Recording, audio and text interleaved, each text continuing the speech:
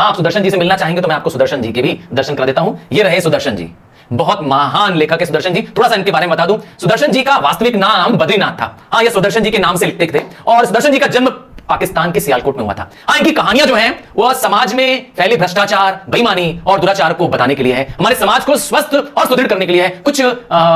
कुछ ऐसे लेखक हैं जो समाज में बदलाव लाना चाहते हैं और इनकी कहानियां ज्यादातर पहले उर्दू में हुआ करती थी, फिर सुदर्शन जी ने इसे हिंदी में भी लिखना शुरू कर दिया। हाँ, और इनकी भाषा बहुत सहज है, सिंपल है और ये गद्य पद्य दोनों में लिखते रहे हैं। कई कहानियां इनकी फिल्मों में और इवन कई गीत भी इन्होंने लिखे सुदर्शन जी ने। तो कहानी किसके बारे में है ये मैं पहले आपको दिखाना चाहूंगा, क्योंकि आप जब इनको देखेंगे दृश्य तो समझ में आने लगेगा कहानी किसके बारे में। आइए पहले आपको इन चरित्रों से मिला देते हैं। कहानी में 4 मुख्य पात्र हैं। पहला है रसीला। रसीला एक नौकर है और किसका नौकर है? रसीला एक इंजीनियर साहब है, बाबू जगत सिंह। बाबू जगत सिंह का नौकर है ये रसीला, इनके यहां नौकरी करता है। और दूसरी कहानी ऐसे, दूसरा पात्र कौन सा है? दूसरा पात्र है ये रमजान। रमजान जो कि नौकर है शेख सलीमुद्दीन का। हाँ, ये शेख हो गया है, शेख हो गया है, होना चाहिए शेख। तो रमजान इस शेख सलीमुद्दीन जो कि जिला मजिस्ट्रेट हैं, उनके यहां एक नौकर है। तो दोनों नौकर, कौन से 2 नौकर हो गए? कहानी में 2 नौकर मिल गए आपको। एक नौकर मिला आपको रसीला और दूसरा मिल गया रमजान। दोनों ही बहुत ही घनिष्ठ मित्र हैं और जबकि ये दोनों पड़ोसी हैं, बाबू जगत सिंह और शेख सलीमुद्दीन, दोनों का मकान पड़ोस में है। आइए इस कहानी को पूरा डिटेल में समझते हैं और मैं यकीन के साथ कह सकता हूं, आपको लगेगा कि यह कहानी आज के परिवेश की कहानी है। तो कहानी क्या है? कहानी शुरू होती है रसीला के साथ। रसीला बाबू इंजीनियर, बाबू जो जगत सिंह है उनके यहां नौकर है और वह सालों से इंजीनियर के यहां नौकरी करते हैं। और नौकरी में कितनी तनख्वाह मिलती है उन्हें नौकरी में सिर्फ 10 रुपए तनख्वाह मिलती है। किसको? रसीला को 10 रुपए तनख्वाह मिलती है। और उसके घर में, हाँ, गांव में उसके घर में उसके बूढ़े पिता हैं, उसकी पत्नी है, एक बेटी है और 2 बेटे हैं। तो बड़ा परिवार है, पर पैसे मिलते हैं 10 रुपए। तनख्वाह मतलब सैलरी 10 रुपए। और वह जब भी अपने मालिक जगत सिंह जी से जब भी सैलरी बढ़ाने की बात करता तो जगत सिंह एक ही जवाब देते कि मैं तुम्हारी तनख्वाह नहीं बढ़ा सकता, तुमको अगर मुझसे ज्यादा कोई तनख्वाह देता है तो तुम काम छोड़ सकते हो। और बेचारा रसीला अपनी बात मालिक के न मानने पर सोचता भी है कि कहीं मैं जाऊंगा नई जगह पे, हो सकता है मुझे 11-12 रुपए भी मिल जाएं। और पर वह मान सम्मान, पर वह विश्वास, क्योंकि अमीरों के यहां विश्वास जमाने में बहुत समय लग जाता है, तो इस सोचते हुए कि ऐसा मान सम्मान मिलने वाला परिवार मुझे नहीं मिलेगा, और इसलिए वह क्या करता है, दूसरी जगह नहीं जाता है।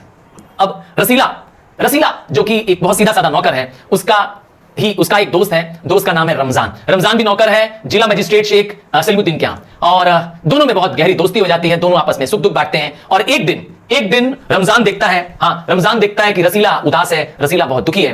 रमजान अपने दोस्त से दुख का कारण जानना चाहता है, पर रसीला को अपने दुख बताने की आदत नहीं, दूसरों को वह नहीं बताना चाहता है अपना दुख रमजान को। और रमजान उसे जिद करता है, ये रहा, रमजान उसे जिद करता है, उसे पूछने की कोशिश करता है दुख का कारण। पर जब रमजान को वो नहीं बताता है तो रसीला को वो कसम देता है और उसे सगन देता है जिस पर उसको बताना पड़ता है। रसीला बताता है कि उसका परिवार गांव में रहता है, उसके बूढ़े माता पिता और 3 बच्चे हैं और उन सब का भार उसके कंधे पे है और वह मालिक से सिर्फ 10 रुपए तनख्वाह पाता है और यह तनख्वाह उसके घर के लिए कम पड़ती है। और रमजान इनकी बात समझ जाता है, वो बताता है कि घर से एक लेटर आया है, एक खत आया है और खत में लिखा है कि उसका बच्चा बीमार है और पैसे भेजो। और रमजान उसके दुख को समझ चुका होता है, वह इसकी बात समझ जाता है और बिना कुछ कहे चुपचाप अंदर चला जाता है और कुछ समय बाद 5 रुपए ले आता है और चुपचाप रसीला के हाथ में रख देता है। और रसीला यह सोचता रह जाता है कि जिस मालिक क्या मैंने इतने साल काम किए, उसने मेरा दुख दर्द नहीं समझा, बाबू जगत सिंह, और यह नौकर जो खुद भी गरीब है रमजान, वह मेरी मदद कर रहा है, यह जरूर भगवान का फरिश्ता है, यह भगवान है मेरे लिए। और वह रमजान को मन ही मन क्या करता है, दुआ देता है और पैसे लेकर वहां चला जाता है। वह अपने घर में पैसे भेज देता है और कुछ ही दिन तक धीरे धीरे करके वह रमजान के 4.5 रुपए, 5 रुपए उधार लिए थे, 4.5 रुपए लौटा देता है रमजान के। अब बचे कितने? 98 बाकी रह गई है। तो एक दिन रसीला ने देखा कि उसके मालिक बाबू जगत सिंह ने रिश्वत ली। उसके घर में कोई व्यक्ति आया था जो उसके मालिक को रिश्वत दे रहा था। हाँ, बाबू जगत सिंह की रिश्वत को देखकर रसीला को बहुत आश्चर्य हुआ। उसने देखा कि उसके मालिक जगत सिंह 500 रुपए की रिश्वत ले रहे हैं और यह बात उसने अपने दोस्त रमजान को बताई। रसीला की बात सुनकर रमजान ने बताया कि अरे तुम्हारे मालिक तो कुछ नहीं है, मेरे मालिक शेख सलीमुद्दीन तो इससे बड़े डकैत हैं। मैं यूज कर रहा हूं, इससे बड़े डकैत हैं और वह तो हाँ छोटे, मेरे मालिक तो गुरु हैं इनके। वो तो 1000 रुपया क्या करते हैं, आज एक मुल्ला फंसा लिया है, आज एक व्यक्ति को फंसा लिया अपने जाल में और आज तो 1000 रुपए का उससे पैसा ले ही लेंगे, ऐंठ लेंगे। अर्थात मेरे मालिक तो और बड़े क्या है, रिश्वतखोर है। तो इस तरह से समाज में एक रिश्वत और बेईमानी का जो चलन है वो दिखाई दे रहा है। और अब शेख सलीमुद्दीन भी रिश्वत लेते हैं और वहां बाबू जगत सिंह भी रिश्वत लेते हैं और दोनों बड़ी बड़ी कोठरियों में शान से रहते हैं, शान से क्या करते हैं, अपना जीवन व्यतीत करते हैं। ये दोनों नौकर, रसीला और रमजान, दोनों ही नौकर क्या करते हैं, दिन भर खटते मेहनत करते हैं और उसके बाद भी उनको क्या होता है, उनके पास 2 वक्त की रोटी भी नहीं होती है। तो कहानी यहीं पर ही खत्म नहीं होती है। अब रसीला को एक दिन उसके मालिक ने, बाबू जगत सिंह ने भेजा कि जाओ 5 रुपए की मिठाई ले आओ। 5 रुपए की मिठाई ले आओ, रसीला 4.5 रुपए की मिठाई लेकर के 50 पैसे बचा लेता है और ये 50 पैसे चुपचाप जाके रमजान के हाथ में देता है। और वह यह सोचता है कि मैंने रमजान का पूरा 5 रुपए का जो कर्ज था इस अठन्नी के साथ अब पूरा भी कर दिया। इसीलिए कहानी में नाम है बात अठन्नी की। बट जब वह घर पहुंचता है तो बाबू जगत सिंह उससे बहुत गरज के पूछते हैं कि यह मिठाई 5 रुपए की नहीं है, यह मिठाई तो कम की लग रही है। और रसीला को वो मारते भी है झापड़ और उसे मारते हुए ले जाते हैं दुकान के पास, जहां यह पता चल जाता है कि मिठाई 4.5 रुपए की है। रसीला अपना जुर्म भी कबूल कर लेता है, रसीला माफी भी मांगता है बाबू जगत सिंह से, पर बाबू जगत सिंह को इतने पुराने विश्वास पात्र नौकर पर भी दया नहीं आती है। अब यह नौकर को ले जाते हैं पुलिस थाने में और वहां पर क्या करते हैं, सिपाही को 5 रुपया थमाते हैं, 5 रुपया घूस देते हैं और कहते हैं कि इसको मार के उगलवा लेना, इससे मार के इसका जुर्म कबूल करवा लेना। और रसीला जेल में बंद रहता है। अगले दिन रसीला की पेशी होती है इसी अपने शेख सलीमुद्दीन जी के अदालत में। और शेख सलीमुद्दीन एक बड़े ही नेक स्वभाव के व्यक्ति है। नेक मैं कह रहा हूं तो उसमें गहरा अर्थ है। तो वो क्या करते हैं, रसीला का अपराध सुनते हैं। रसीला इसमें अपने अपराध को खुद कबूल कर लेता है कि मैंने पैसे मालिक के 50 पैसे अठन्नी जो है वह गलत तरीके से लिया, ये मेरा पहला अपराध था और मुझे जज साहब यह अपराध माफ कर दिया जाए। और जज साहब को जरा भी दया नहीं आई और उन्होंने क्या किया, रसीला को 6 महीने कारावास की सजा सुनाई और अपना मुंह एक रुमाल से पोंछा। यह वही रुमाल था जिसको इस जज साहब को या इस मजिस्ट्रेट साहब को यह रुमाल एक दिन पहले ही घूस के 1000 रुपए के नोटों के साथ मिला था। तो इस तरह से जज साहब ने क्या कर दिया, फैसला भी सुनाया, अपराध भी किया और वह आराम की नींद, चैन की नींद सोते रहे। और यह सब सुन रहा था रमजान, और रमजान खून के आंसू रो रहा था। वो बहुत क्रोधित था आज के इस परिवेश में जिसमें ये मालिक लोग बेईमानी कर रहे हैं और लोगों पे अत्याचार कर रहे हैं और उसके बाद भी चैन की नींद सो रहे हैं। वो बेचारा एक छोटा सा अदना सा गलती करने वाला जो अपनी गलती भी कबूल कर रहा है, रसीला वह छोटी सी कोठरी में कैद है रात भर और ये लोग क्या कर रहे हैं, अपने बिस्तरों पे आराम कर रहे हैं। कहानी यही संदेश के साथ खत्म हो जाती है कि हमारे समाज में फैली अनियमितता, हमारे समाज में फैला भ्रष्टाचार और किस तरीके से गरीब और गरीब होता जा रहा है और समाज में अमीर वर्ग अपनी उस अमीरी का लाभ लेते हुए किस तरह से ऊंचाइयों पर पहुंचता जा रहा है। इसी पे कटाक्ष करते हुए सुदर्शन जी ने कहानी लिखी थी। यह कहानी सियाराम शरण गुप्त द्वारा रचित है। सियाराम शरण गुप्त जी राष्ट्रकवि मैथिली शरण गुप्त के छोटे भाई थे। इन्होंने घर पर ही हिंदी, अंग्रेजी और गुजराती भाषाओं का ज्ञान प्राप्त किया। इनकी भाषा सरल, सहज तथा व्यावहारिक है। इन्होंने कहानियां, नाटक और उपन्यास भी लिखे हैं। प्रस्तुत कहानी श्यामू नामक एक बालक की मातृवियोग से उत्पन्न तड़प को दर्शाती है। यह कहानी आप पूरी सुनेंगे तो मैं यकीन से कह सकता हूं कि आपका हृदय भी तड़प जाएगा। चलिए कहानी अब पूरी सुनते हैं। तो बड़े सवेरे ही श्यामू की नींद खुल जाती है। देखा कि घर में खूब रोना धोना मचा हुआ है। उसकी माँ नीचे एक कपड़े ओढ़े हुए भूमि पर लेटी हुई है और सब लोग उसे घेर कर रो रहे हैं। उसकी माँ, नाम था उमा, को लोग शमशान ले जाने की तैयारी कर रहे हैं। उसने माँ को पकड़कर कहा कि काकी सो रही है और इन्हें इस तरह उठाकर कहाँ ले जा रहे हो, मैं न जाने दूंगा। तो बालक को पता नहीं था कि उसकी माँ का देहांत हो चुका है। लोगों ने समझाया कि माँ मामा के घर जा रही है। एक दासी ने घर पर ही राम राम करके उसे संभाला।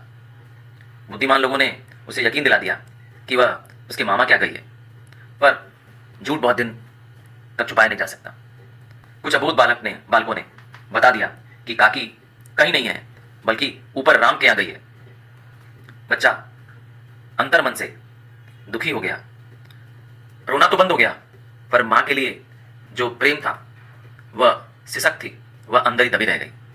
वह हर वक्त आसमान की ओर देखता रहता, कुछ सोचता रहता। एक दिन आसमान में पतंग उड़ते देख उसके मन में एक ख्याल आया। वह दौड़कर अपने पिता विशेश्वर के पास जाकर बोला, काका मुझे एक पतंग मंगवा दो। विशेश्वर भी बेमन से कहा, हाँ मंगा दूंगा, और कहीं कहकर चला गया। श्यामू को पतंग पाने की जल्दी थी। उसने विशेश्वर अर्थात अपने पिता के कोट से 25 पैसे, जिसको आज हम कहते हैं 25 पैसे, पहले उसको कहते थे चवन्नी, एक चवन्नी चुरा ली और अपने घर में काम करने वाली दासी सुखिया के बेटे भोला को दे दी। भोला भी उसी की उम्र का है और उसे कहा, अपनी जीजी से कहकर चुपचाप एक पतंग और डोर मंगवा दो, देखो खूब अकेले में लाना, कोई जान न पाए। श्यामू का ऐसा कहने पर भोला उसके लिए डोर और पतंग मंगवा लेता है। भोला थोड़ा समझदार था। कहा कि इस पतंग के सहारे काकी नीचे नहीं उतर पाएगी क्योंकि डोर पतली है और टूट जाएगी। श्यामू को बात समझ में आई पर उसने और पैसों के इंतजाम के लिए अगले दिन ही अपने पिता के कोट से 1 रुपया चोरी कर लिया। ले जाकर भोला को दिया और बोला, देख भोला, किसी को ना मालूम होना चाहिए, अच्छी अच्छी 2 रस्सियां मंगवा दे, एक रस्सी छोटी पड़ेगी, जवाहर भैया से मैं कागज पर काकी लिखवा रखूंगा, नाम की चिट रहेगी तो पतंग उन्हीं के पास जाएगी। शामू और भोला अंधेरी कोठरी में बैठकर पतंग पर रस्सियां बांध रहे थे कि अचानक विशेश्वर वहां आ पहुंचा और दोनों से कहा, तुमने हमारे कोट से रुपया निकाला है। भोला डर गया और सच बता दिया। शामू ने रस्सी और पतंग के लिए पैसे निकाले। विशेश्वर ने शामू को 2 तमाचे जड़ दिए और कहा, चोरी सीखकर जेल जाएगा। अच्छा, तुझे आज अच्छी तरह समझाता हूं। फिर तमाचे जड़े और कान भी रगड़ दिया, पतंग भी गुस्से में फाड़ दी। रस्सी को देखकर विशेश्वर ने फिर कहा, यह किसने मंगवाई है? भोला ने बताया कि यह रस्सी शामू ने ही मंगवाई है। इसे पतंग तानकर काकी को राम के यहां से नीचे उतारेंगे। विशेश्वर हतप्रभ हो गया। उसने फटी पतंग पर उठा के देखा, उस पे चिपका हुआ लिखा था, काकी। नेताजी का चश्मा स्वयं प्रकाश द्वारा रचित यह कहानी है। स्वयं प्रकाश जी का जन्म मध्य प्रदेश के इंदौर में हुआ। इनका बचपन और नौकरी का बड़ा हिस्सा राजस्थान में बीता। ये आजकल भोपाल में रहकर वसुधा पत्रिका का संपादन कर रहे हैं। इन्होंने अनेक पुरस्कारों से सम्मानित भी किया जा चुका है। इनकी भाषा शैली सहज और प्रभावोत्पादक है। इस कहानी का उद्देश्य देशवासियों को बताना कि किस तरीके से सभी छोटे बड़े व्यक्ति, यहां तक कि बच्चे भी देशभक्ति की भावना से ओतप्रोत होते हैं तथा सभी अपने अपने तरीकों से, अपने अपने सामर्थ्य से देश के निर्माण में योगदान देते हैं। हमें किसी के भी छोटे से छोटे योगदान पर भी उपहास नहीं करना चाहिए। इस कहानी के 2 मुख्य पात्र हैं। एक हवलदार साहब, जो कि इस कस्बे में हर 15 दिन पर कंपनी के काम के सिलसिले से गुजरते हैं, और दूसरा वह पान वाला, जिसके यहाँ वह पान खाने के लिए रुकते हैं। आइए कहानी पूरी समझते हैं। तो हवलदार साहब हर 15वें दिन कंपनी के काम के सिलसिले में इस कस्बे से गुजरते हैं।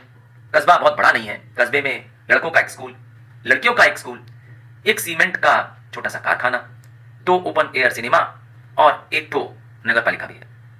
हाँ, नगर पालिका के ही किसी उत्साही प्रशासनिक अधिकारी ने इस मुख्य बाजार पर नेताजी सुभाष चंद्र बोस की एक संगमरमर की प्रतिमा लगवा दी।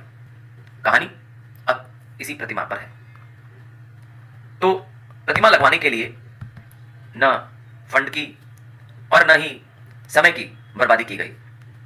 गांव के एक इकलौते हाई स्कूल के ड्राइंग मास्टर, मान लीजिए मोतीलाल जी, को यह काम सौंप दिया गया, जो कि 1 महीने पर मूर्ति बनाकर पटक देने का विश्वास दिला रहे थे।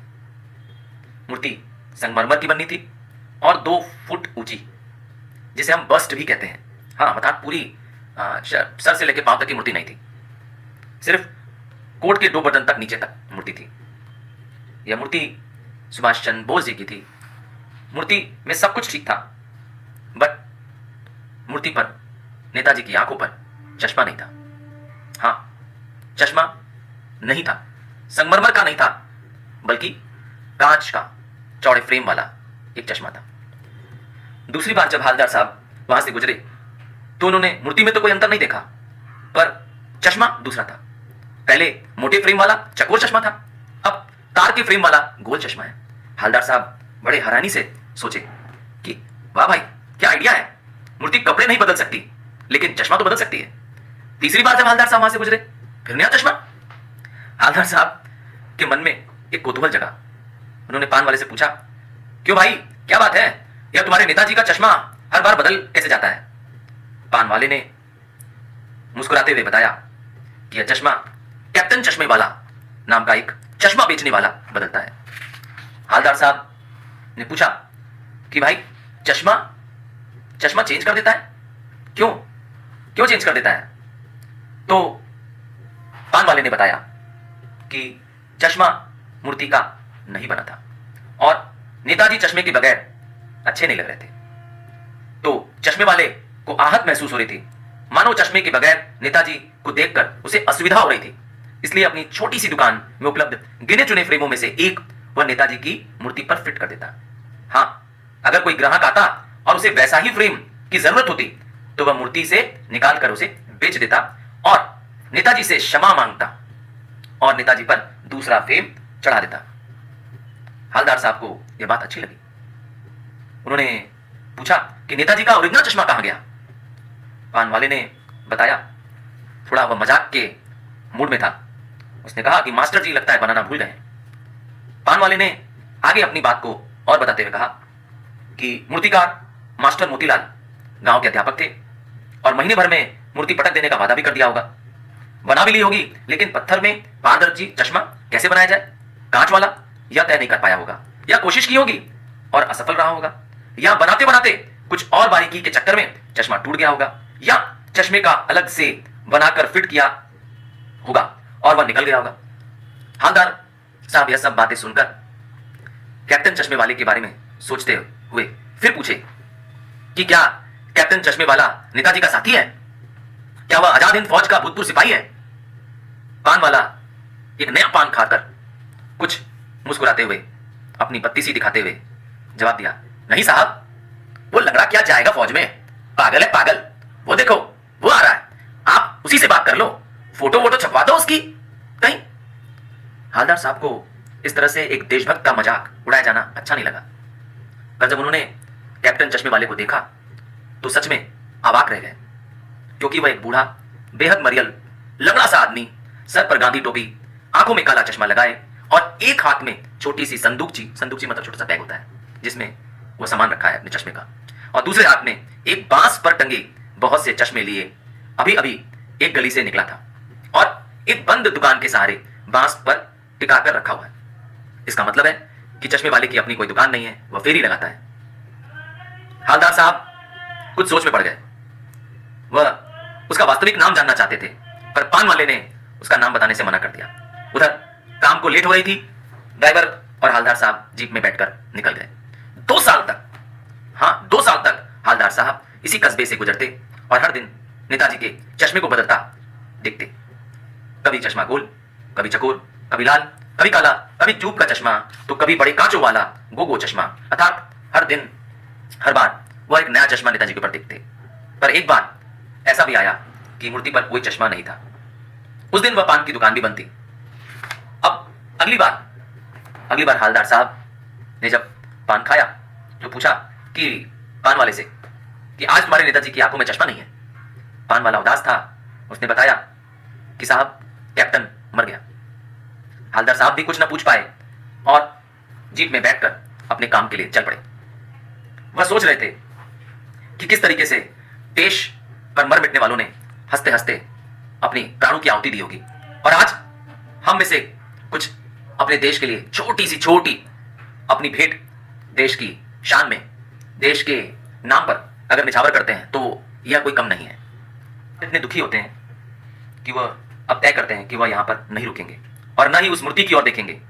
ड्राइवर से कह दिया, चौराहे पर रुकना नहीं, आज बहुत काम है, पान आगे कहीं खा लेंगे। लेकिन जैसे ही चौराहा आया, मूर्ति की तरफ आंखें मुड़ गईं और कुछ देखकर चीखे, रोको! जीप का तेज ब्रेक लगाकर रोक दी गई। वह तेज कदमों से मूर्ति की ओर बढ़े और उसके सामने जाकर अटेंशन में खड़े हो गए। मूर्ति की आंखों पर सरकंडे जानते हैं आप? सरपत, हाँ, सरपत एक तरह का पौधे का नाम होता है। सरपत के बने छोटे से चश्मा रखा हुआ था, जैसा बच्चे बना लेते हैं। हवलदार साहब बहुत इमोशनल हो गए। इतनी सी बात पर उनकी आंखें भर आई। बड़े घर की बेटी, ऐसा लगता है कि आप कोई सीरियल, जो हिंदी के जो डेली सोप आते हैं ना, उसकी एक कहानी देखोगे उसमें। जी हाँ, आपको ये कि हिंदी सीरियल की कहानी लगेगी, और शायद मैं गलत ना हूं तो कुछ सीरियल्स पे बन भी चुके होंगे। तो मुंशी प्रेमचंद जी, हाँ, मुंशी प्रेमचंद जी इस कहानी के कहानीकार हैं। इनका जन्म 31 जुलाई 1980 को वाराणसी जिले में, जी आप तो जानते हैं मैं भी वाराणसी में हूं। अच्छा, वाराणसी जिले के लमही गांव में एक कायस्थ परिवार में हुआ था। और मुंशी प्रेमचंद जी को आप जानते ही हैं, आधुनिक हिंदी कहानी के पितामह कहा जाता है और उपन्यास सम्राट माने जाते हैं। इनकी कुछ प्रमुख कहानियां कौन कौन सी है? पूस की रात, बड़े घर की बेटी, दीपदान, गोदान, पंच परमेश्वर। अगर आप में से किसी ने भी इनमें से कोई कहानी पढ़ी है तो जरूर कमेंट बॉक्स में मुझे बताइएगा कि आपने इसमें से कौन सी कहानी पढ़ी और वह आपको कैसी लगी। तो आगे जानते हैं, क्योंकि हमारी कहानी तो है बड़े घर की बेटी। तो उपन्यास सम्राट प्रेमचंद जी ने बहुत ही अच्छी कहानियां लिखी हैं और उनमें से बड़े घर की बेटी एक श्रेष्ठ सामाजिक कहानी है, एक सोशल स्टोरी है। और आनंदी एक अमीर घराने से एक ऑर्डिनरी, एक मध्यम वर्गीय परिवार की बहू बनकर आती है, वहां के हालातों के अनुकूल वह अपने आप को ढाल भी लेती है। वह अपने देवर से अपमानित होकर भी घर की इज्जत बचा लेती है। तो आनंदी के उच्च संस्कार उसे सचमुच बड़े घर की बेटी बनाते हैं। तो व्यक्ति बड़े घर से आया है, अमीर परिवार से आया, उससे नहीं होता है। आपके बड़े संस्कार आपको बड़ा बनाते हैं। यही कहानी का एक संदेश है। आइए पूरी कहानी समझते हैं। आपको ऐसा लगेगा कि आप किसी हिंदी सीरियल की कोई एक कहानी देख रहे हैं। तो बेनी माधव, बेनी माधव गौरीपुर नाम के गांव के एक जमींदार और नंबरदार थे।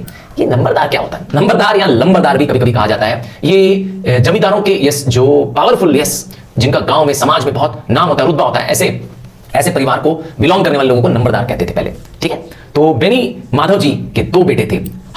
बड़े बेटे का नाम श्रीकंठ, दूसरा श्रीकंठ उसने बहुत दिनों से कठिन परिश्रम और मेहनत से, उद्योग मतलब मेहनत से बीए की डिग्री प्राप्त की थी और इस समय वह एक दफ्तर में नौकर तथा शादीशुदा था। तो इस कहानी में उसकी शादी हो चुकी है। उसकी पत्नी का नाम है आनंदी। आनंदी एक बड़े घर की बेटी है और उसके पिता ठाकुर भूप सिंह, ठाकुर भूप सिंह एक छोटी सी रियासत के तालुकदार थे।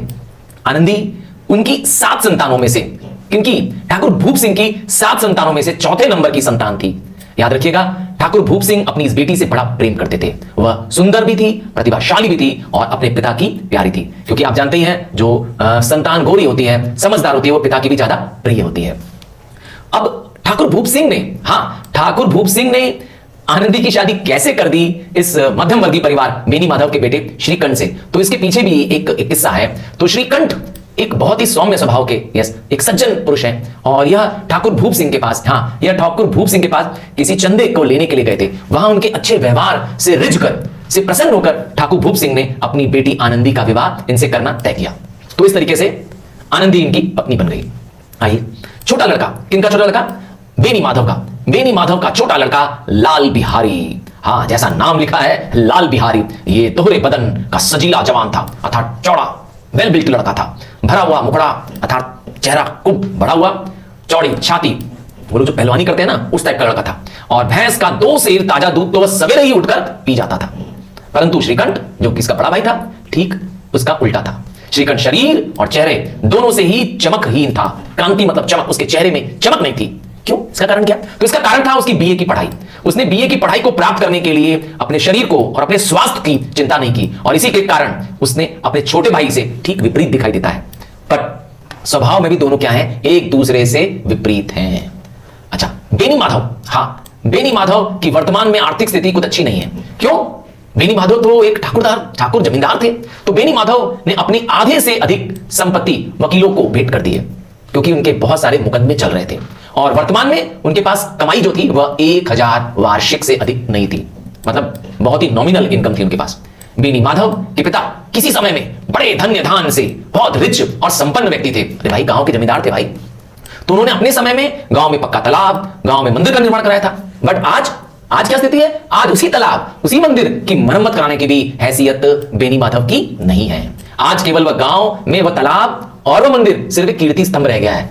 मतलब कीर्ति स्तंभ मतलब सिर्फ याद करने वाली वस्तु रह गई है ना, क्योंकि इसका रख रखाव, इसका देखभाल करने की अब बेनी माधव में हैसियत नहीं रही। बेनी माधव के पितामह द्वारा बनाए गए तालाब और मंदिर के लिए बेनी माधव कुछ भी नहीं करते थे, था ही नहीं उनके पास करने के लिए। अब श्रीकंठ, जो कि बेनी माधव के बड़े बेटे, श्रीकंठ ने बीए पास किया था और इस अंग्रेजी डिग्री को प्राप्त करने के, अधिपति मतलब होता है प्राप्त करने, अक्वायर करने पर भी वह पाश्चात्य समाज, पाश्चात्य मतलब होता है वेस्टर्न, हम लोग वेस्टर्न बोलते हैं ना, इंग्लिश जिसको कहते हैं, वेस्टर्न सामाजिक प्रथाओं के वे विशेष प्रेमी न थे।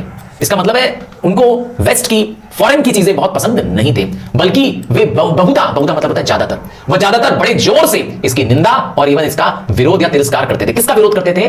वह वेस्टर्न या पाश्चात्य मतलब फॉरेन कल्चर का, वेस्टर्न कल्चर का वो विरोध करते थे। उल्टा क्या, बीए पढ़ने के बावजूद वे हमारे भारत की प्राचीन सभ्यता का गुणगान करते थे और उनकी प्रकृति, उनका स्वभाव भी ऐसा था, वह खुद भी उसी स्वभाव के थे।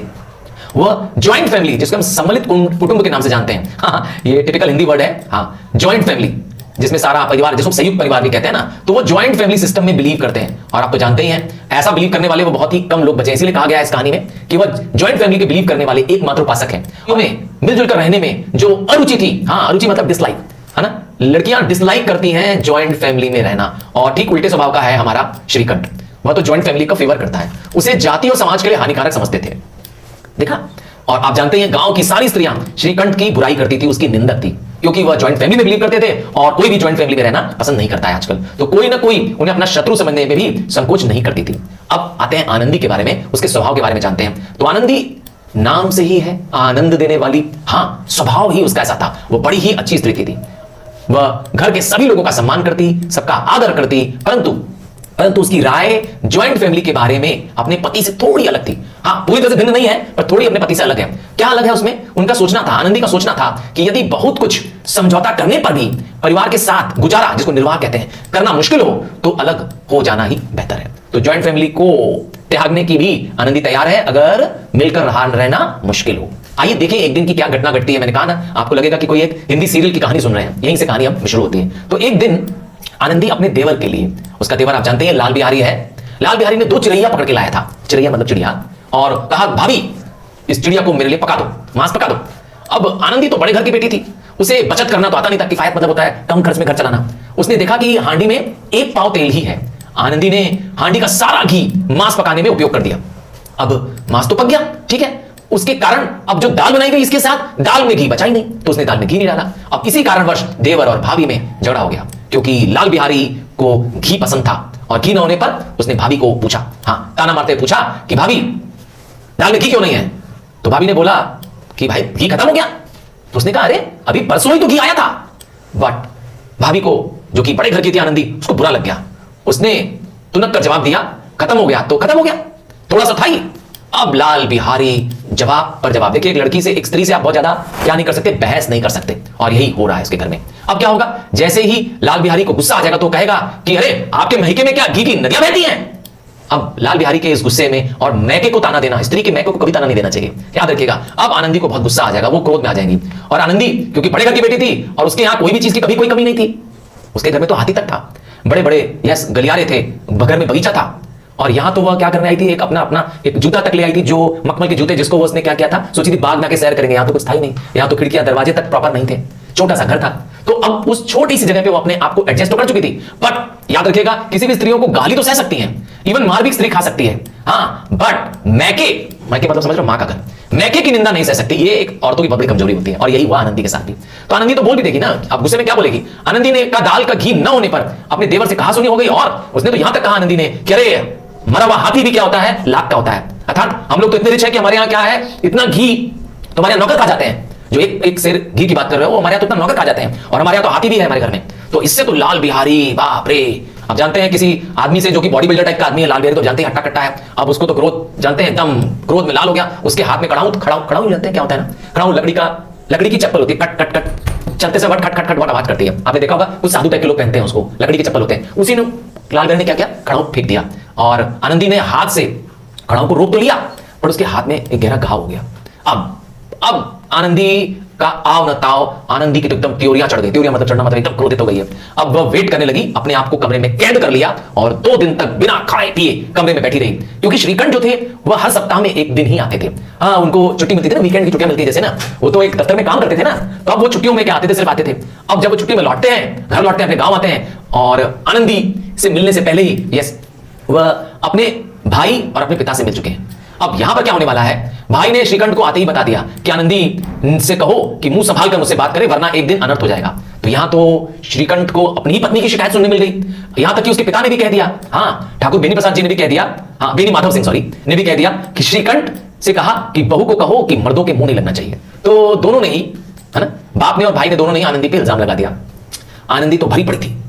जैसे ही श्रीकंठ घर पहुंचा, उसने झगड़े का सारा हाल बताया उसे, और झगड़े की पूरी बात सुनकर और खड़ाऊ फेंक कर आनंदी की तरफ मारने की बात सुनकर वो बहुत क्रोधित हो गया, और उसको अपने भाई के द्वारा किए गए इस दुर्व्यवहार की को एकदम अच्छा नहीं लगा, और इस सब के कारण उसने घर से अलग होने का निर्णय ले लिया।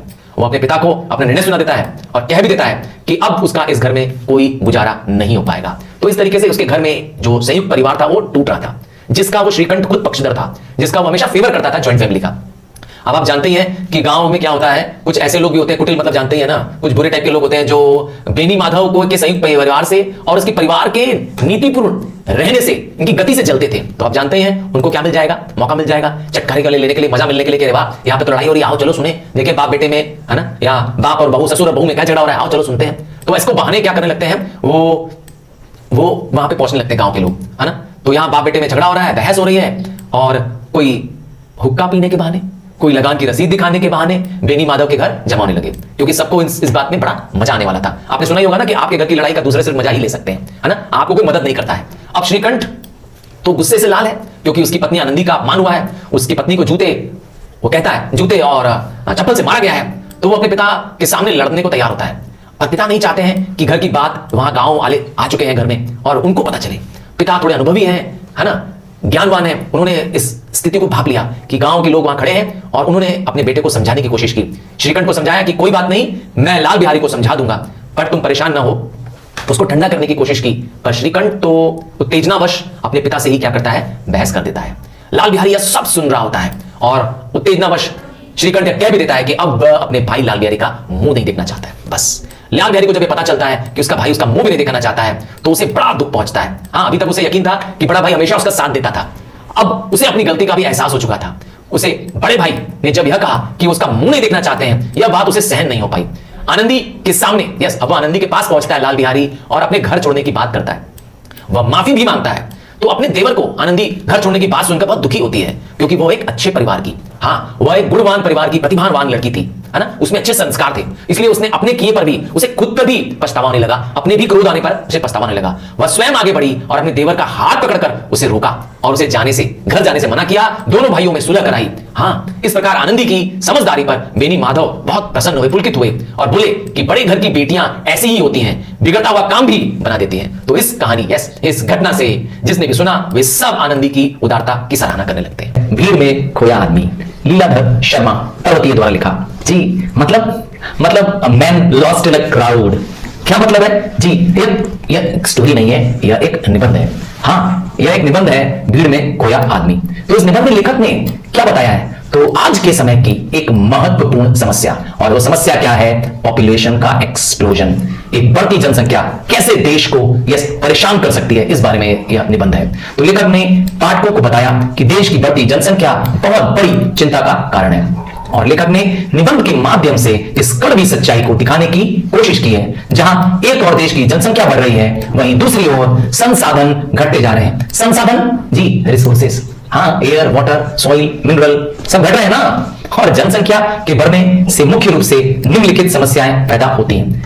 नियम, व्यवस्था, अनुशासन, कानून का पालन नहीं होगा, मतलब न डिसिप्लिन होगा न कंट्रोल होगा। यातायात मतलब ट्रैफिक की व्यवस्था देखिए, आप तो हर दिन ट्रैफिक में फंस रहे होंगे, स्कूल जाते समय, स्कूल से लौटते समय। जाम तो मुझे लगता है हर शहर है। रोजगार, एम्प्लॉयमेंट की कमी हो गई है। आवास की, घर की कमी हो गई है। भोजन की, स्वास्थ्य की, चिकित्सा सुविधाओं की, health facilities, hospital facilities, housing facilities, और तो और उपभोक्ता सेवाओं की, कंज्यूमर सर्विसेज की भी कमी हो गई है। मतलब जहां पर कंज्यूमर्स को डे टू डे नीड पूरा होता है, अब वो कचहरी हो सकता है, कोई गवर्नमेंट ऑफिस हो सकता है, हॉस्पिटल भरे हुए हैं, स्टेशन भरे हुए हैं, हर जगह समय, शक्ति और धन की बर्बादी हो रही है, अपव्यय हो रहा है। बस कारण एक ही है, हमारी बढ़ती आबादी। तो इस प्रकार हम देखते हैं कि लेखक वर्तमान की इस बड़ी समस्या को बाबू श्यामलाकांत जी, बाबू श्यामलाकांत लेखक के एक बड़े ही अभिन्न मित्र हैं, और उनके परिवार के जीवन के माध्यम से वह इसको प्रस्तुत करने की कोशिश कर रहे हैं। क्या कि बढ़ती जनसंख्या के कारण आरक्षण मिलना भी बहुत मुश्किल हो रहा है। हाँ, रेलवे का रिजर्वेशन कराना भी मुश्किल हो रहा है। आइए कहानी का सार समझते हैं। तो लेखक के एक सज्जन, परिश्रमी, ईमानदार, उदार हृदय वाले मित्र जी श्यामलाकांत के व्यक्तित्व जीवन में बस थोड़े से लापरवाह हैं। अपने व्यक्तिगत लाइफ में उनके 6 से अधिक बच्चे हैं, और पिछली गर्मी में लेखक ने इन्हीं मित्र की, श्यामलाकांत लेखक से छोटे हैं उम्र में, हाँ, पर परिवार बहुत बड़ा है। तो इन्हीं की बड़ी पुत्री के विवाह में वह हरिद्वार गए थे, और अब दोबारा इनके घर में विवाह है, और 15 दिन पूर्व से ही वह कोशिश कर रहे हैं कि रेलवे में जाने आने का आरक्षण करा लें। पर आप तो जानते हैं कि टिकटों का क्या हाल है। किसी प्रकार जाना तो तय था, क्योंकि एक अभिन्न मित्र की के घर में एक अच्छा कार्य होने जा रहा है। रेलवे की खिड़की से, भीड़ में इतनी थी कि दरवाजे से जाने का रास्ता ही नहीं था। खिड़की से प्रवेश किया, और अगर कोई ना होता शायद सामान भी ना पहुंच पाता। और लक्सर पर जब गाड़ी बदलने के लिए वह उतरे, तो गाड़ी के अंदर से अधिक मतलब गाड़ी के बाहर और उसके छत पर लोगों को बैठा देख लेखक इस सोच में पड़ गए कि किस प्रकार इससे अपने जीवन को ये लोग अपने खतरे में डाल रहे हैं। स्क्रीन पे आप वह इमेज देख भी पा रहे होंगे। क्या आजकल रेलवे के डब्बों के ऊपर बैठना अलाउड है? हाँ, कमेंट बॉक्स पर आप मुझे इसका जवाब भी दे सकते हैं, फाइंड भी कर सकते हैं, गूगल भी कर सकते हैं। मुझे बहुत खुशी होगी आपके इस जवाब को जानकर। क्या रेलवे के डब्बों के ऊपर आप बैठ के सवारी कर सकते हैं? जी हाँ या ना में बताइएगा। तो स्टेशन पर मित्र का बड़ा पुत्र उन्हें लेने आया था। जी, श्यामलाकांत का बड़ा बेटा आया था और मित्र के छोटे से घर में भीड़। तो घर में भीड़ कहां से आई? मेहमानों की भीड़ थी क्या? नहीं, लेखक ने देखा कि उनके परिवार के ही इतने सदस्य हैं कि उनकी भीड़ थी। और उनका बड़ा बेटा, जी लेखक के मित्र का बड़ा बेटा, जो कि स्नातक कर चुका था। स्नातक का मतलब होता है ग्रेजुएट हो जाना। हाँ, जो लोग बैचलर डिग्री ले लेते हैं 12th के बाद आगे की जो पढ़ाई कर लेते हैं कॉलेज की, वो स्नातक होते हैं। तो ग्रेजुएशन पूरी कर लिया है और 2 वर्ष से बेकार है, अनएम्प्लॉयड है। उनकी पत्नी की तबियत भी काफी खराब रहती है, वो बीमार रहती हैं और प्रयत्न करने पे भी, बहुत कोशिश करने भी श्यामलाकांत को ढंग का मकान नहीं मिल रहा था। और अस्पताल जाने पर डॉक्टर ठीक से उनका इलाज नहीं करते थे, ध्यान नहीं देते थे। 15 दिन से दर्जी ने शादी के कपड़े समय पर नहीं देने पर अपनी असमर्थता, अर्थात मैं कपड़े समय पर नहीं दे पाऊंगा, यह वो पहले ही बता चुका था। दर्जी भी सोचिए कितने बिजी हैं, टेलर मास्टर मतलब। और राशन की दुकानों पर तो लंबे इंतजार के बाद पूरा राशन तब भी नहीं मिल रहा था, क्योंकि लेखक का छोटा बेटा राशन लेके घर लौटा था। तो इन सब बातों को देखकर लेखक ने निष्कर्ष निकाला, कंक्लूजन, है ना? क्या कंक्लूजन निकाला? कि अगर देश की आबाद मतलब होता है लगातार, अगर देश की आबाद गति से, मतलब इस तरह से लगातार अनियमित, अनकंट्रोल्ड ढंग से बढ़ती आबादी अगर बढ़ती रही तो देश में अर्थव्यवस्था ही रहेगी। हर जगह क्या होगा? अनकंट्रोल, अनकेओस। जी, मतलब भीड़ भड़का। और लेखक के विचार से सीमित परिवार मतलब छोटा परिवार और स्वच्छ वातावरण और संतुलित भोजन मिलने पर ही बीमारी से बचा जा सकता है। आप तो जानते ही हैं जी, प्रॉपर फूड मिलना चाहिए, प्रॉपर एनवायरनमेंट मिलना चाहिए, तभी तो आप बीमारी से बचेंगे। और जानते हैं परिवार बड़ा है, जनसंख्या देश की बड़ी हो जाएगी और तेज गति से बढ़ती जनसंख्या से अनुशासनहीनता मतलब इनडिसिप्लिन को जन्म मिलेगा। हाँ, समाज में कंट्रोल नहीं रहेगा ना, और जनसंख्या की वृद्धि के कारण ही आदमी भीड़ में खो गया है। इसीलिए कहानी का नाम था भीड़ में खोया आदमी।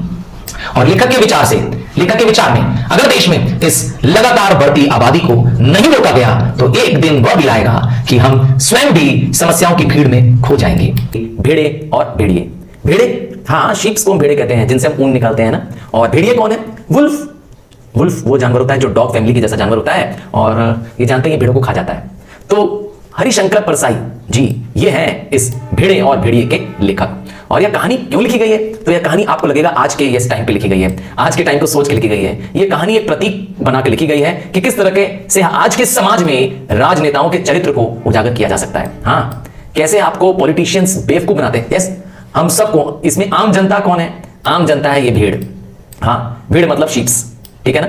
और इनको आम जनता को लुभावने वादे देकर इनसे वोट हटिया लेते हैं कौन? ये चालाक भेड़िए का यहां पे मतलब है हमारे राजनेता। किस तरीके से इस कहानी में हमें राजनीतिज्ञों के षड्यंत्रों तथा अपने चुनाव के अधिकार के सही प्रयोग के बारे में यह कहानी बताती है। भोली भाली जनता को नेता और उसके चापलूस मिलकर, यहां नेता के चापलूस कौन है? जी, नेता के चापलूस है बूढ़ा सियार। हाँ, अभी आप कहानी में आगे पढ़ेंगे, कहानी का नाम में भेड़े और भेड़िए। तो चापलूस क्या करते हैं? आपको गुमराह कर देते हैं, कंफ्यूज कर देते हैं और जनता को चाहिए कि वे सतर्क और सावधान रहकर अपने अधिकारों का प्रयोग करें। तो आइए पूरी कहानी को समझते हैं। तो एक बार जंगल में पशुओं को ऐसा लगा कि वे सभ्यता के उस स्तर पर पहुंच गए हैं जहां पर उन्हें एक अच्छी शासन व्यवस्था अपनानी चाहिए। मतलब वो इतने सिविलाइज्ड हो गए हैं कि वो अपने लिए खुद की एक डेमोक्रेटिक, हाँ, प्रजातांत्रिक गवर्नमेंट को स्थापित करना चाहते हैं। और जब पशुओं में प्रजातंत्र की स्थापना की बात आएगी तो ये तो एक बड़ा रेवोल्यूशनरी, एक बड़ा क्रांतिकारी परिवर्तन आने वाला था। और सारे पशु, यस, सारे एनिमल्स जो थे वो इस प्रजातंत्र से, इस डेमोक्रेसी की बात को सोचकर ही बड़े खुश हो रहे थे। उन्हें लग रहा था कि अब उनका जीवन सुख और समृद्धि से भर जाएगा और इवन सुरक्षा आ जाएगी। एक नए गोल्डन एज, स्वर्णिम युग में वो चले जाएंगे। और इसलिए सारे पशुओं में हर्ष की लहर दौड़ पड़ी। पर आप जानते ही हैं, किसी की खुशी किसी का गम होता है। तो प्रजातंत्र की स्थापना, डेमोक्रेसी की स्थापना से सबसे बड़ा लाभ जिसको मिलना था वो थी भेड़ें, हाँ, शीप्स। क्योंकि शीप्स को अपनी रक्षा करवानी थी। उन्हें जो भय था, भेड़िए उन्हें खा जाते थे, इसका भय। तो वे उनके प्रतिनिधियों से कानून बनवाएंगी और जीवधारी मतलब सारे एनिमल्स को कोई न सताए और न मारे, ऐसा वो कानून बनवा लेंगी। यह सोचती थी कौन? भेड़ें। जब वह सोचती थी सब जिए और सबको जीने दें, इसी का पूरे समाज में पालन हो और इस प्रकार समाज में शांति, बंधुत्व, जिसे कहते हैं ब्रदरहुड, और सहयोग सबको मिलता रहे। और जंगल में सिर्फ भेड़ें तो नहीं रहती हैं, अन्य छोटे पशुओं को भी सबको जोड़ लें तो इन सब की संख्या 90% थी, 90% थी। इसलिए यदि प्रजातंत्र की स्थापना होती है और होके रहेगी प्रजातंत्र, तो भेड़ों का जीत तो होनी ही होनी है, अर्थात जीत उनकी होनी है जिसकी संख्या ज्यादा है। और भेड़ों को लगा कि यह कानून बनाकर वह किसी भी जानवर को नहीं मरने देंगे और भेड़ियों को खाने को नहीं मिलेगा। इसलिए भेड़िए भी क्या करने लगे, भेड़िए भी सोचने लगे कि अगर प्रजातंत्र की स्थापना हो गई तो उन पे तो बड़ा संकट आ जाएगा। और पूरे वन प्रदेश में भेड़ियों की संख्या बहुत कम थी। तो अब प्रजातंत्र की स्थापना हो गई, भेड़ियों को भागने के अलावा और कोई चारा नहीं था। और सियार यह सब देख रहा था। उसने भेड़ियों से कहा मजाक उड़ाते हुए कि तुम सर्कस में चले जाना। तो इस तरीके से सारे भेड़िए अब प्रजातंत्र से कैसे अपनी बचाव करें, इसको बचाने का कोई उपाय सोचें। पर भेड़िए तो इतने चालाक होते नहीं है। चालाक होता है सियार। याद रखिएगा, सियार मतलब जैकॉल। जैकॉल एक बहुत ही क्लेवर एनिमल होता है। श्रूड बोलूं तो ज्यादा अच्छा रहेगा। तो इसमें से एक बूढ़ा सियार, उसने उन्हें उम्मीद की किरण दिखाई। वह कोई ना कोई योजना बनाकर भेड़ियों की मदद कर देगा। तो भेड़िए ने बूढ़े सियार की बात मानना, सारे भेड़िए तय कर लिए कि इस मददगार बूढ़े सियार की बात मानेंगे। और उसने योजना को सफल बनाने के लिए बूढ़े सियार ने भेड़ियों को एक संत के रूप में बदल दिया। उसने क्या किया, भेड़िए को एक संत के रूप में उनका वेश धारण करा लिया और उसके सामने और भेड़ों के सामने उसे उनका हितचिंतक अर्थात भला सोचने वाला, शुभ चिंतक उनकी शुभ चिंतक अर्थात उनका शुभ सोचने वाला के रूप में पेश किया इसी भेड़िए को। और अपनी योजना को सफल बनाने के लिए बूढ़े सियार ने अपने साथियों को, जो सियार थे, उन्हें रंग कर भेड़िए के रूप को भी बदल दिया। देखा चालाकी की ना उसने। तो भेड़िए का रूप बदलने के बाद बूढ़े सियार ने उसे तीन बातों को याद करने की सलाह दी। पहली बात, अपनी हिंसक आंखों को ऊपर न उठाएं, क्योंकि भेड़िए की आंखों में क्या है, हिंसा झलकती है। और हमेशा जमीन की ओर देखें, ठीक है ना, क्योंकि इससे क्या हो जाएगा, भेड़े डर जाएंगे नहीं तो।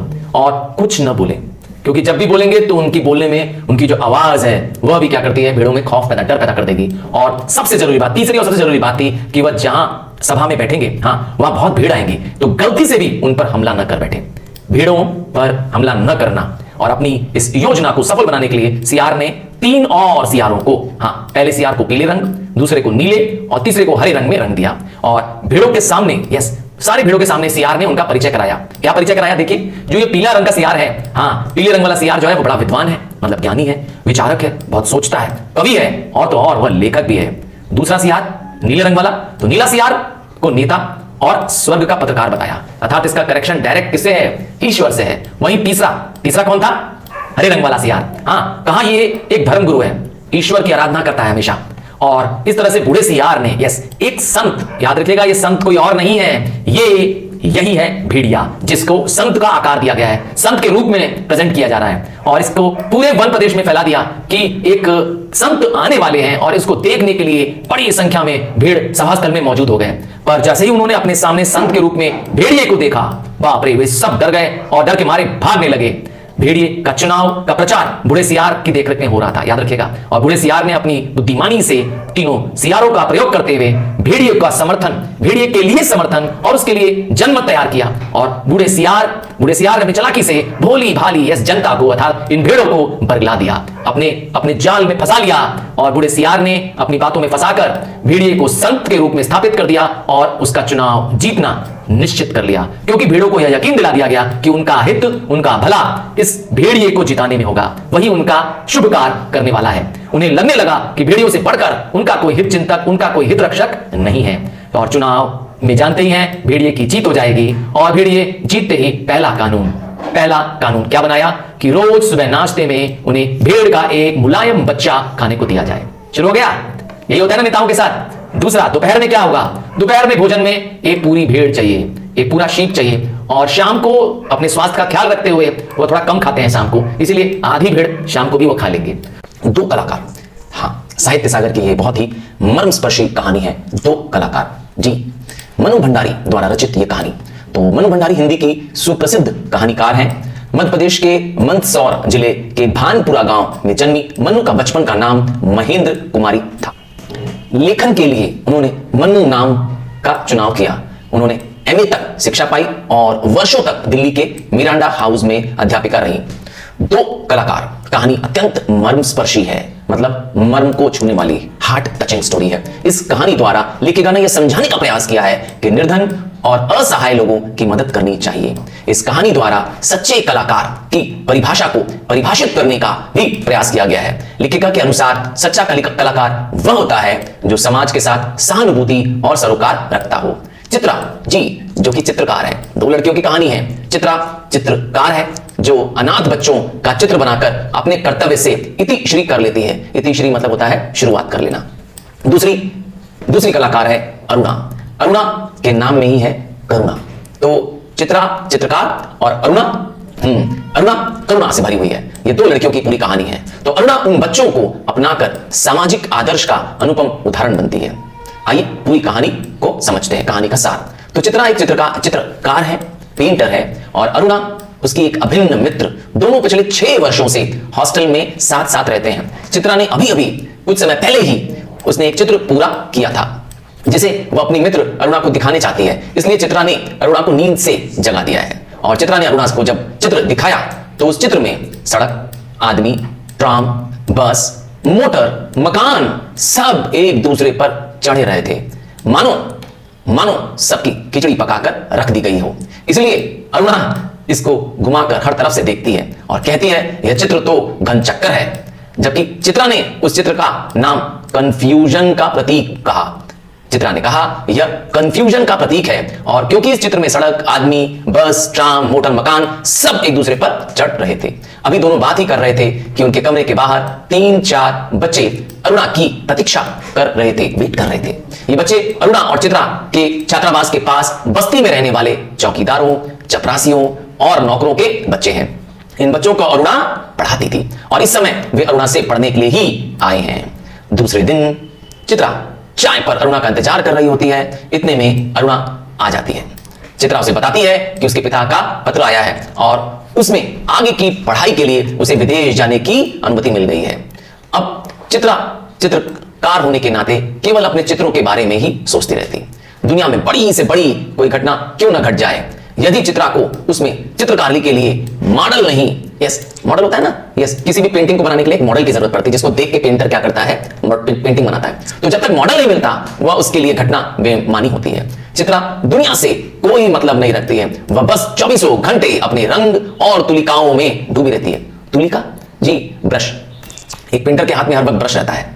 दुनिया में कितनी भी बड़ी घटना घट जाए पर यदि चित्रा के चित्र के लिए कोई आइडिया नहीं तो वह उसके लिए कोई महत्व नहीं रखती है। वह हर जगह हर चीज में अपने चित्रों के लिए मॉडल ढूंढा करती है। इसलिए अरुणा ने भी आवेश में आकर एक दिन चित्रा से कहा, यहां तक कह दिया कि किस काम की ऐसी कला जो आदमी को आदमी न रहने दे। अर्थात तुम्हारी कला में किसी भी व्यक्ति के भाव, किसी व्यक्ति के प्रति दया नहीं है, तो इसलिए तुम्हारी कला किसी काम की नहीं है। अरुणा के अनुसार चित्रा अमीर पिता की बेटी है और उसके पास तो साधनों की, पैसों की कोई कमी नहीं है, अतः उसे तो उन साधनों से किसी की जिंदगी संवार सकनी थी। वो चाहती तो किसी का भी जीवन उन पैसों से संवार सकती थी। एक बार बहुत तेज बारिश के कारण बाढ़ के हालात पैदा हो गए।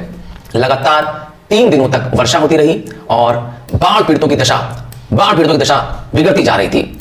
अरुणा बाढ़ पीड़ितों की सहायता के लिए बाहर निकल गई स्वयं सेवकों के टोली में।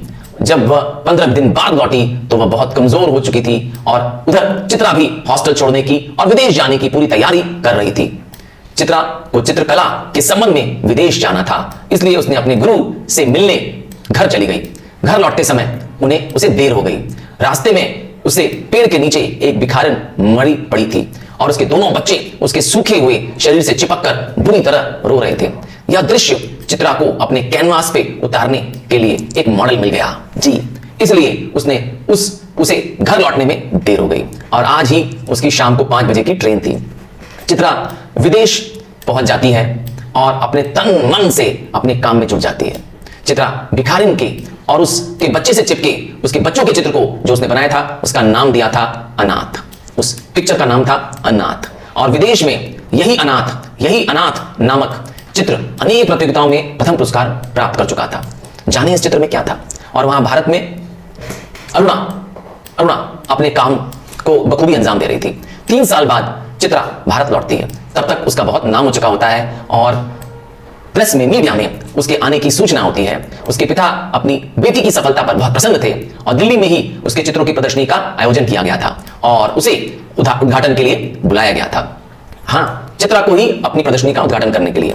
उसी प्रदर्शनी में चित्रा की भेंट अपनी अभिन्न मित्र अरुणा से एक बार और हो गई। दोनों मित्रों में जो प्रेम था वह बहुत दिन बाद उभरा।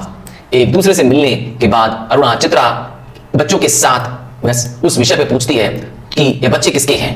तो अरुणा उस भिखारिन वाले चित्र पर उंगली रखकर बताती है ये वे उसी भिखारिन के बच्चे हैं जिनके बारे में स्वयं उस दिन चित्रा ने उसे बताया था। अरुणा दोनों बच्चों को अपने घर ले आई थी और उन्हें गोद लेकर उनका पालन पोषण करने लगी है। और यह सुनकर चित्रा की आंखें विस्मय से फैल जाती है।